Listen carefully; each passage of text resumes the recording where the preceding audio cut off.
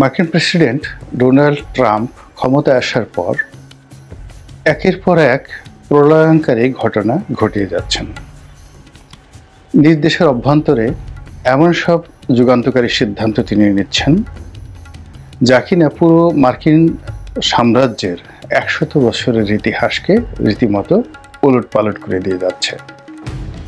তার অনেক সিদ্ধান্ত আন্তর্জাতিক ব্যাপারে, সেটি মধ্যপ্রাচ্য, Europe, Latin America, Canada, Australia থেকে শুরু করে একেবারে আমাদের দক্ষিণ পূর্ব এশিয়ার অনেক দেশের রীতিমতো ভাগ্য নিয়ে টানাটানি শুরু হয়ে গেছে।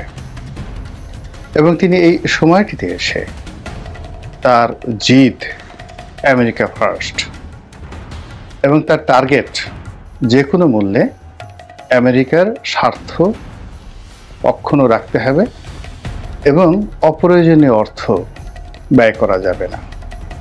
এবং এই কাজ করতে গিয়ে তিনি দীর্ঘদিনের বিশ্বাস এবং দীর্ঘদিনের যে ঐতিহ্য সব তছনছ করে ছেড়ে দিয়েছেন। ইতিমধ্যেই সিআইএর অসংখ্য লোকের চাকরি গিয়েছে, সরকারি বহু কর্মকর্তাদের নিয়োগ তিনি বাতিল করেছেন। অনেক দেশে তার যে বরাদ্দ ছিল সেই বরাদ্দ তিনি বন্ধ করে দিয়েছেন। এমনকি জাতিসংঘ থেকে তিনি তার সদস্যপদ, কয়েকটি প্রতিষ্ঠান থেকে তার সদস্যপদ প্রত্যাহার করে নিয়েছেন।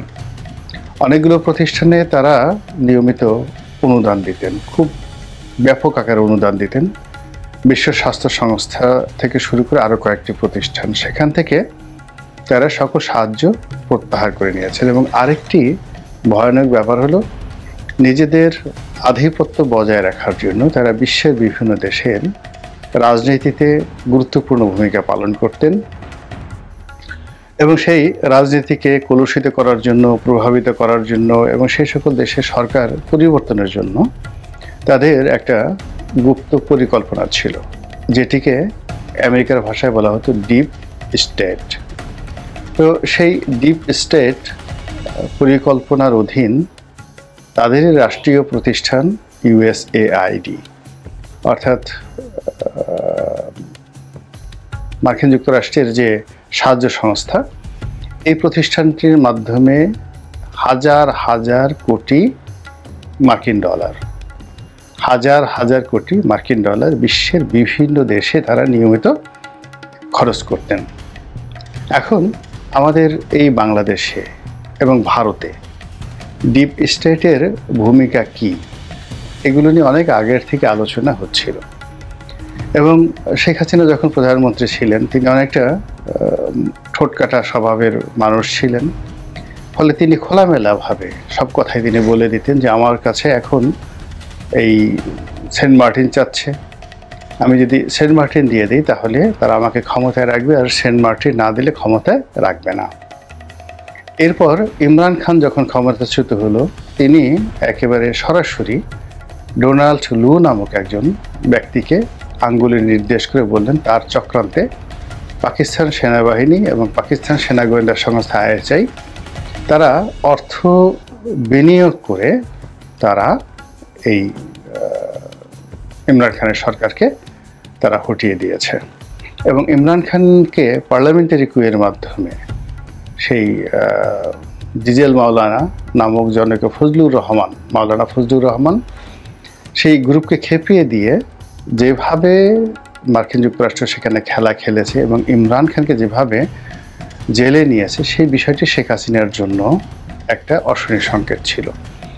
ফলে ইমরান খানের পতনের পর শেখ হাসিনার পতনের প্রহর তিনি গুনছিলেন এবং ডোনাল্ড লু খুব ঘন ঘন বাংলাদেশে আসছিলেন। এবং ডোনাল্ড লু যেই কয়বারই বাংলাদেশে এসেছিলেন, সেই কয়বারই বাংলাদেশে রীতিমতো লু হাওয়া বয়ে গিয়েছিল, কম্পন শুরু হয়েছিল রাজনীতির অঙ্গনে। এবং তিনি অনেকটা আমেরিকার প্রেসিডেন্ট জো বাইডেনের চেয়ে ক্ষমতার সম্পন্ন ব্যক্তি হিসেবে তিনি এসে শেখ হাসিনার একেবারে দক্ষিণ হস্ত মিস্টার সালমান এফ রহমান তার সঙ্গে বৈঠক করেছেন, আমেরিকাতে বৈঠক করেছেন, তার বাসায় বনানীতে বৈঠক করেছেন, গুলশানে বৈঠক করেছেন।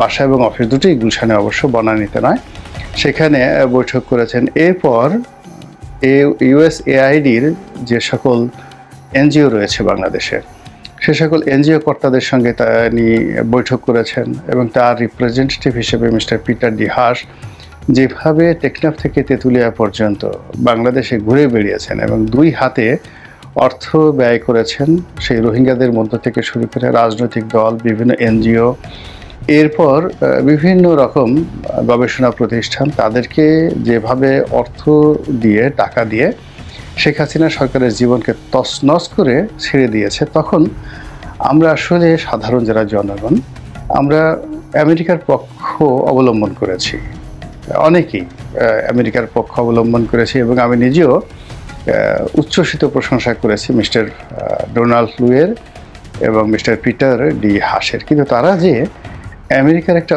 অর্থ নিয়ে বা ডিপ স্টেট পলিসির আওতায় শেখ হাসিনাকে তারা পরিবর্তন করতে চান তাদের নিজস্ব স্বার্থে, এটা আমরা বুঝতে পারিনি। ডোনাল্ড ট্রাম্প যদি ক্ষমতায় না আসতেন এবং তিনি যদি এই সকল ডোনাল্ড লু, পিটার ডি হাস এদের বিরুদ্ধে ব্যবস্থা না নিতেন এবং ডিপ স্টেটের যে সকল গুপ্ত কথা, সেই সকল কথা যদি প্রকাশ না করতেন, আমরা হয়তো জানতেও পারতাম না। এখন যেটি আমরা জানতে পারছি সেটি হলো ডোনাল্ড ট্রাম্পের বক্তব্য অনুযায়ী তার পূর্বসূরি মিস্টার জো বাইডেন, তার সরকার এই বাংলাদেশে $29 million, 29 million US dollar, Bangladeshi টাকায় মোটামুটি 350 কোটি টাকা খরচ করেছে ডিপ স্টেটের নামে। এবং আরও একটা উল্লেখযোগ্য কথা, ভয়ানক কথা, সেটি হলো তারা যে এই অর্থ কেবল ঢাকাকে দিয়েছে তা নয়, প্রায় সমপরিমাণ বা একটু বেশি $31 মিলিয়ন, অর্থাৎ $450 কোটি টাকা তারা দিয়েছে দিল্লিকে। এবং আরও আশ্চর্য ব্যাপার হলো যে দিল্লির অভ্যন্তরীণ রাজনীতিতে এই টাকা খরচ করার কোনো প্রয়োজন ছিল না, দরকার ছিল না। এর কারণ হলো সেখানে নরেন্দ্র মোদী ক্ষমতায় ছিলেন এবং নরেন্দ্র মোদী গণতান্ত্রিকভাবে নির্বাচিত, এবং সেখানে যে হেডের উপর এই টাকাটা খরচ করা হচ্ছিল সেখানে সেই সকল শিরোনাম বা সেই সকল হেডের কোনো কার্যকারিতা নেই। এখন বলা হচ্ছে যে বাংলাদেশের এই রাজনৈতিক পট পরিবর্তনে যে $29 মিলিয়ন খরচ করা হয়েছে এবং ভারতে যে $31 মিলিয়ন দেওয়া হয়েছে, এটা 31 অথবা 21, দুটোর একটা। এই টাকাও মানে ইউএসএইড দিল্লি তারা বাংলাদেশে খরচ করেছে, অর্থাৎ কৌশলগত কারণে হয়তো তারা সরাসরি দুটো অ্যামাউন্ট, অর্থাৎ 21 মিলিয়ন বা 31 মিলিয়ন প্লাস বাংলাদেশের 29 মিলিয়ন, এই দুটো একত্রে বাংলাদেশের জন্য খরচ তারা হয়তো করতে পারেনি টেকনিক্যাল কারণে। এই জন্য টাকাটা তারা দিল্লি ইউএসএইডকে দিয়েছে আর বাংলাদেশ ইউএসএইডকে দিয়েছে। বাট দিল্লি ইউএসএইড এটা আবার তাদের যে সকল সোর্স আছে, দিল্লির যে সকল থিঙ্ক ট্যাঙ্ক আছে, সে সকল থিঙ্ক ট্যাঙ্কের মাধ্যমে তারা বাংলাদেশে সেই টাকা খরচ করেছে। ফলে শেখ হাসিনার জামানাতে আমরা একই সময় যেমন দেখেছি যে দিল্লি শেখ হাসিনার পক্ষে কথা বলেছে, কিন্তু আনন্দবাজার থেকে শুরু করে আরও অনেক গণমাধ্যম, ভারতের প্রথম শ্রেণীর গণমাধ্যম, তারা কিন্তু শেখ হাসিনার বিরুদ্ধে কথা বলেছে। এবং দিল্লির অনেক থিঙ্ক ট্যাঙ্ক, অনেক রাজনৈতিক ব্যক্তিবর্গ তারা নিয়মিত বাংলাদেশে আসতো এবং তারা ঢাকা ক্লাবে বসে বা এখানে বিভিন্ন সভা সমিতি সেমিনার করে অথবা গান বাজনা করে ঢাকা ক্লাবে বিভিন্ন রকম অনুষ্ঠান করে এই সরকার বিরোধী অর্থাৎ শেখ হাসিনা বিরোধী চক্রান্ত তারা চালিয়ে যেত। তো এই হলো মোটামুটি মার্কিন যুক্তরাষ্ট্রে যে নতুন সরকার বসেছে মিস্টার ডোনাল্ড ট্রাম্পের সরকার, সেই সরকারের কর্মকাণ্ড, কথাবার্তা এবং বাংলাদেশে ডিপ স্টেটের যে কর্মকাণ্ড তা নিয়ে মোটামুটি খবর।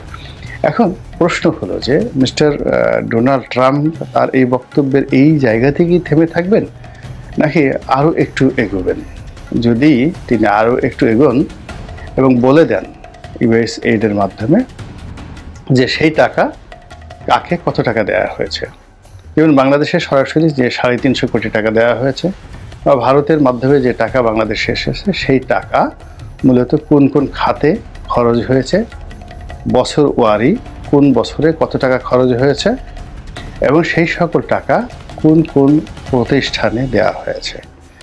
বিশ্বাস করেন এই কথা যদি বলে দেওয়া হয়, বাংলাদেশে আবার নতুন আরেকটা গৃহযুদ্ধ হবে, আরেকটা ভয়ানক যাকে বলা হয় বিশৃঙ্খলা তৈরি হবে, এবং যে সকল লোক আমেরিকার টাকা খেয়েছে এবং আমেরিকার টাকা নিয়েছে, ডোনাল্ড ট্রাম্প যদি তাদের নাম বলে দেয়, তাহলে যে বুলডোজার 32 নম্বরে গিয়েছে, এরকম অনেক বুলডোজার যারা আমেরিকার টাকা খেয়েছে তাদের বাড়িঘর খুঁজতে থাকবে, এবং জনগণ তাদেরকে পেটানোর জন্য, তাদেরকে মব তৈরি করার জন্য, তাদেরকে একেবারে বুলডোজার দিয়ে পিষে পড়ার জন্য কিন্তু জনগণ আবার তাদের পিছনে ছুটবে।